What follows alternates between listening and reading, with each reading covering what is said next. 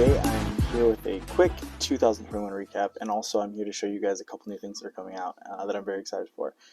So first I'll pop them on the screen. Here is my 2022 stamp. I'm awaiting the art approval currently still. I think our approval guy is out sick at the moment. And secondly, I'm popping up a picture of the shirts I'm having made through Paragon. I will probably, leave in the comments below if you want me to do a pre-sale for those shirts. I think I'm getting at least 50, so we'll see. And I'll have plenty of sizes available for that. So be on the lookout for those very soon. And secondly, let's just hop straight into this video. So here are all the tournaments I played last year. I will go into a couple more specifically and kind of give you thoughts on just a couple thoughts for each tournament, I suppose. So the first one, the Bash at Wildlife, I ended up taking that one down, starting out the year strong. So I shot 1,000 the first round, and then a 1042 second round in the rain. First round was at Wildlife Prairie Park.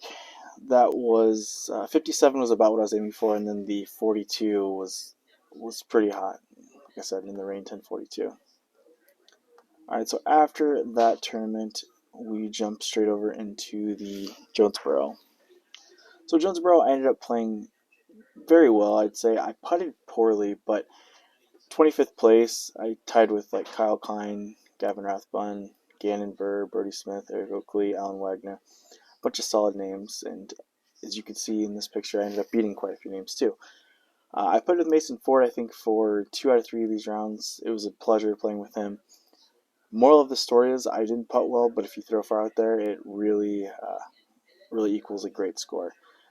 Interesting statistic I remember at this round, I believe Garrett Gerthy finished, or before the last round, he was like 100 and something in putting, and he got top 10, so that's the way of Jonesboro. Alright, so after there, I ended up going to the DDO. So with the DDO, I didn't necessarily play bad. I ended up missing cash, or the cut and cash, on the very last hole of the tournament. I threw a B off the tee, got up and down from the drop zone. Had I birdied that hole, I would have made the cut and got paid. After that, we head to the Rumble, a disappointing 16th place. Going into the last round at Camden 2, I found myself in one stroke out of 4th place. I think I was in I was in second card, second card. I got 16 straight pars, scrambled my butt off, ended up bogeying my 17th hole, and then birdieing my 18th to finish it even. Not great. Then we go to a little flux Eureka Temp, ended up winning that with like a 10-20 rated round. Then in the actual tournament, it came under the wire on hole 14. I decided to run a very, very dangerous putt.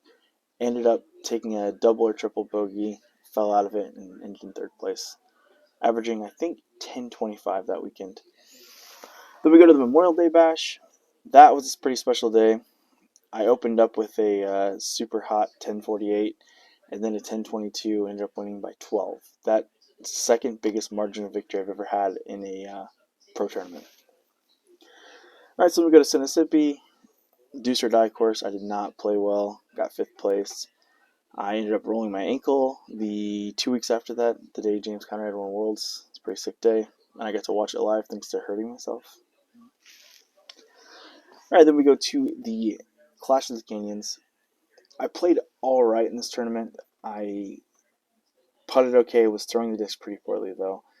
And I remember coming down the stretch, the last round I had 5 spit outs on Mach X's, which is just wasn't my day, so it happens. I had a Northwood tournament. I played pretty poorly for a flex. The Des Moines Challenge. So once again, the common occurrence here with these DGPTs that I didn't cash in, I wasn't necessarily playing bad. So this was the weekend of weather delays. It was terrible. So Sunday morning I had to come back and literally throw an upshot and putt.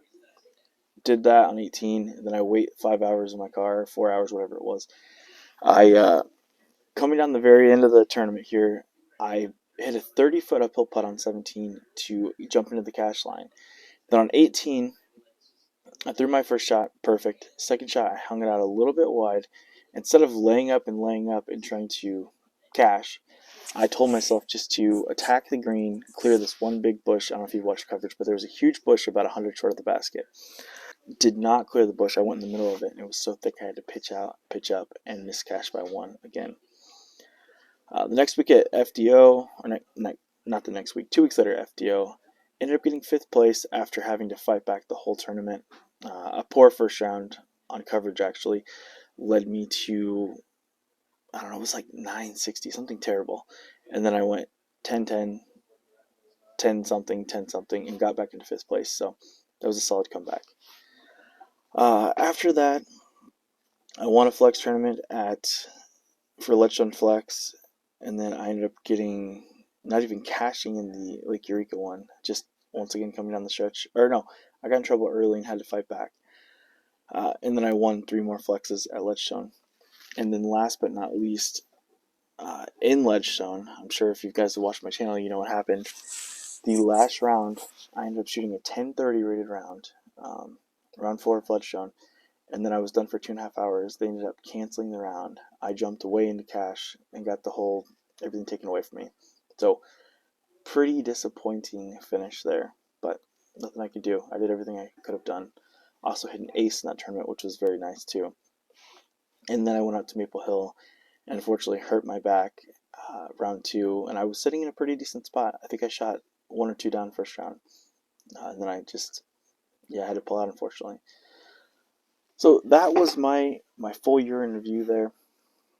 I think my rating is the same as it went into the year. My highest rating I had was 10-11 throughout the year. This year I'm looking to be more consistent in big events. I don't know if that implies playing more aggressive or playing more passive, whatever it is. I need to just do a little bit better. If that requires more roller coaster rounds where I finish under par, or more passive rounds where I finish under par, either way. We're going to work with some things and see what we can do. But guys, that's all I have for you today. And be sure to be on the lookout for these new discs here and the shirts. The shirts have already been ordered, so they will be here before the discs.